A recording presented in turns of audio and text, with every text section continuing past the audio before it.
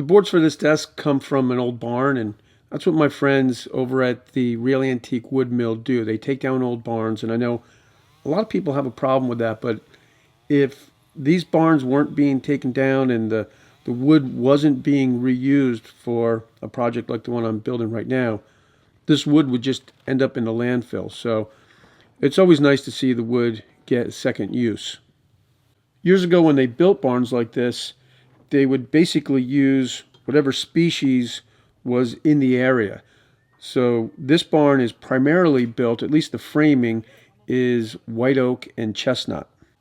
Once the barn's down, all the wood will get shipped back to the mill, and that's where all the nails will be removed. Any kind of metal that's in the wood needs to be removed. This is a long process, but definitely necessary. And then it goes into the kiln for drying.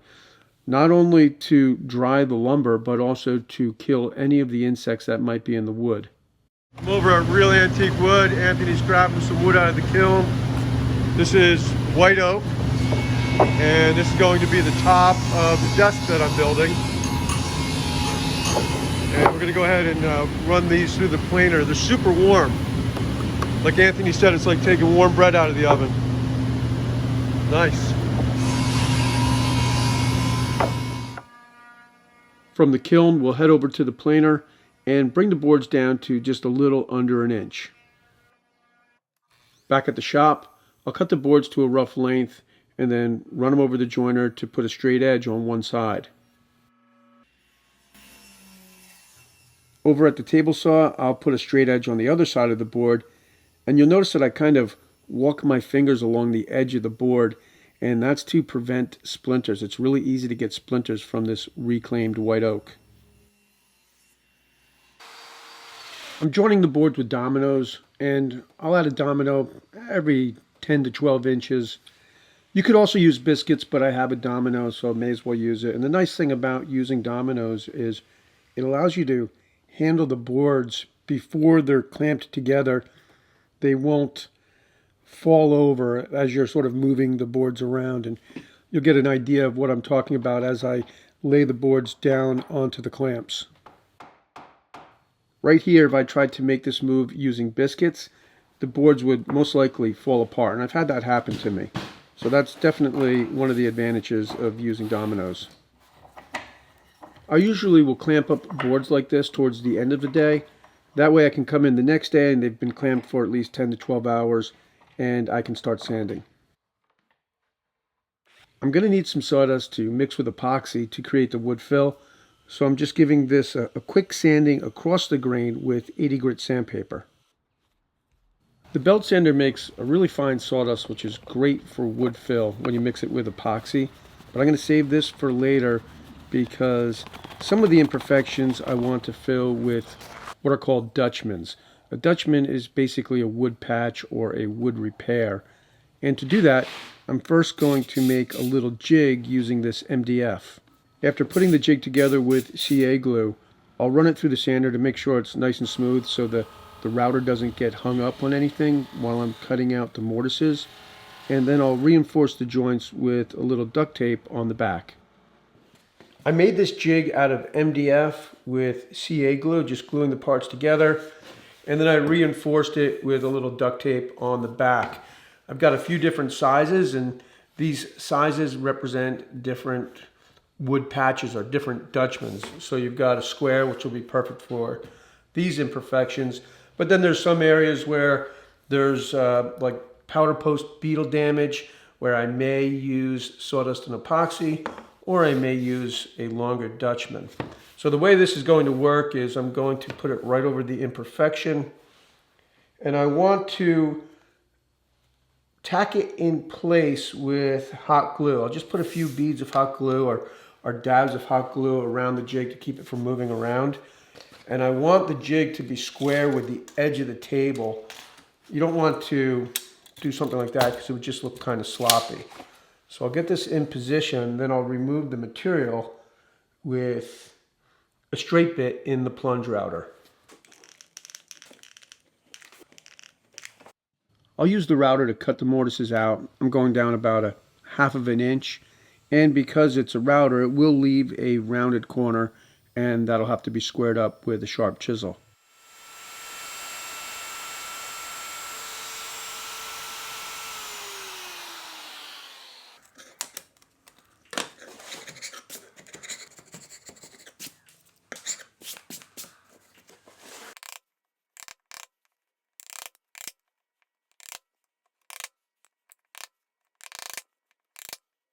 Once I've cut and squared up all the mortises, the next step is to cut the tenons, or in this case, the wood patches. I'll make the first rip and then test the fit, and if it looks good, then I'll resaw the patch to just a little bit heavier than 1/2 inch.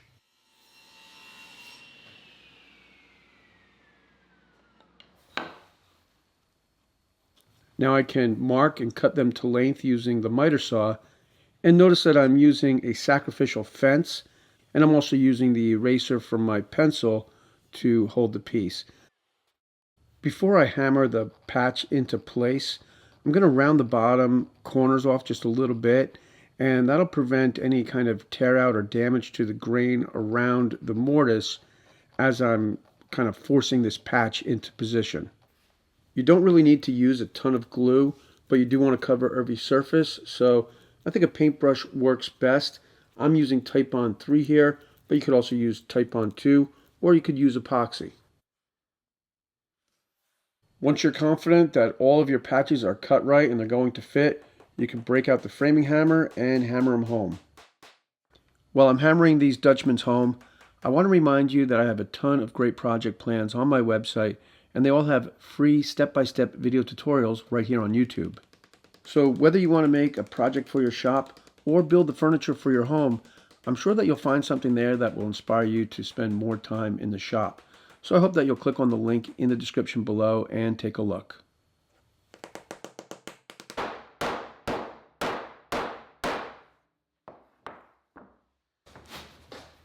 Now I'm ready for the epoxy and sawdust wood fill. I put a little painter's tape on the bottom so I don't get any of the epoxy squeeze out. And to make this epoxy, I'm using West System epoxy. Believe it or not, this epoxy is probably older than 20 years. The hardener turns kind of a maroon red over time. It still works the same, but it does turn red. And this is a 5-to-1 mixture. So 5 parts resin, 1 part hardener. So I am using the sawdust, the white oak sawdust, as a thickening agent. And to make it a little bit darker, I'm using charcoal. Charcoal works great for darkening epoxy. In the end, this epoxy fill, or sawdust and epoxy fill, isn't going to be a true black, but it will be a very, very dark brown.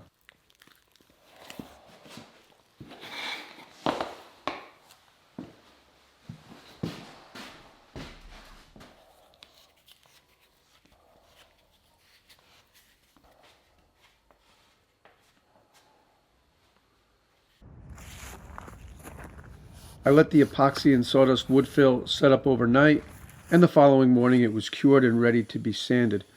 I started with 50 grit paper because not only am I sanding down the Dutchmans, but it takes a lot to remove this epoxy sawdust wood fill. So started with 50, then 80, then 120, always sanding across the grain, which is a little counterintuitive, but I find sanding across the grain you'll end up with a flatter top, and I'll sand out the scratches later with the orbital sander.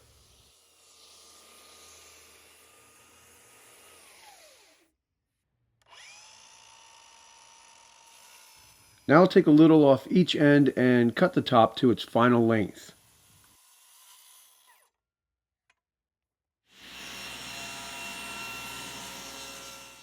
When I glued the top together, I made the measurement a little heavy. This way I can trim a little off of each side, and that'll remove any marks that may have been left by the clamps.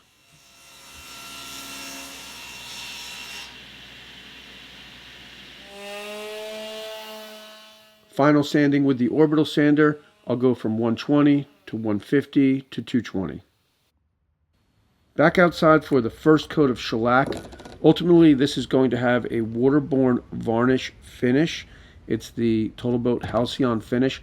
But the trick to any waterborne finish, if you're putting it on a nice wood like a white oak in this case, walnut, sapele, whatever it is, you really need to shellac it first, or the waterborne finish will just kill any life in the wood, and you'll end up with a very dull finish. So the trick is shellac it first. Shellac dries really quickly, and it's pretty easy to use.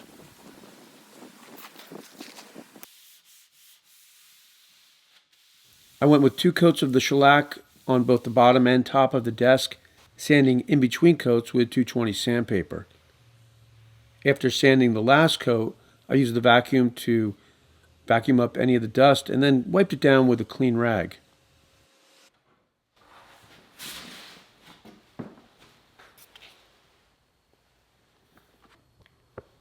Now I'm ready for the Halcyon Varnish, and I'm going to spray this through the Fuji HVLP spray system, and I like to thin it by about 10%. I'm not taking any measurements, basically just doing this by eye. I fill the cup up with the varnish and then pour a little water in it, mix it around until it looks good.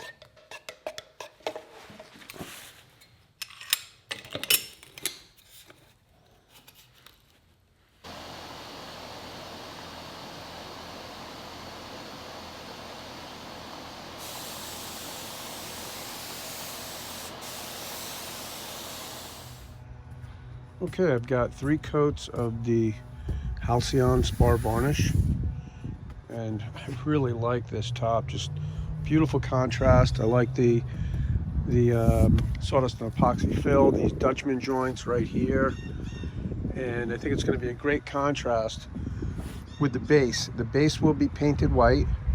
The legs are red oak. This is made with a lot of kind of scrap wood, so I've got cherry here, sapele here, natural mahogany over here, sassafras here. But again, that's all going to be painted white. I'll probably make the drawer pulls out of the reclaimed white oak, so that kind of ties it together. And before I let you go, I'll just show you what the office is going to looks like now. Not much has been done. You can see I do have the windows made. One's going to go here, and the other one's going to go over here. So that's it for now, guys. Thanks for watching, and I'll see you next time.